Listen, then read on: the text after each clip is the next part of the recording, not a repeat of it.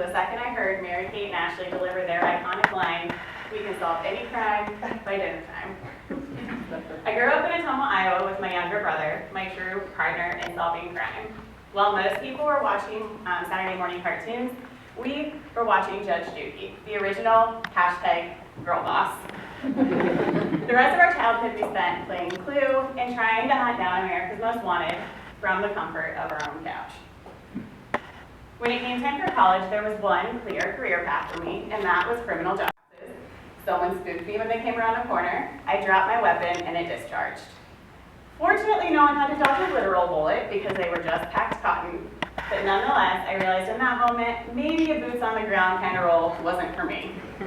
So I transitioned to William Penn University on a cheer and dance scholarship where I pursued criminology and sociology, which are the ologies I have my degrees in today. My favorite class that I ever enrolled in was a class called Mass Murderers and Serial Killers. I was all in on the true crime and the psychology of killers long before Netflix roped us all into a Dahmer binge. After college, I made a hard left turn and I moved to California where I worked for Abercrombie & Fitch. I like to thank LFO for putting that subtle career aspiration in the back of my mind. I spent 3 years traveling the Central Coast until I moved back to Iowa in 2012 and landed in the Metro. At that time, my now ex-husband and I were trying to solve the mystery of why did we get married in the first place, which clearly we never solved, hence the ex. Now, we're just awesome co-parents to our 2 kids, and we were amicable enough to not end up on our own episode of Judge Judy. I got to dust off my detective skills once again when I re-entered the dating world, and it's a miracle that I did not end up in the what everyone's watching category on Netflix next to the Tinder swindler, because I met my husband via Snapchat.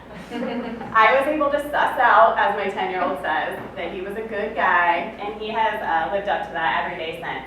However, if I ever go missing, maybe look there first, because if I've learned nothing else, it's usually the spouse. We've added another addition to our family, and now I spend my days as a wife to a firefighter paramedic and chauffeuring our 3 active kids, Kellen, Harper, and Charlie.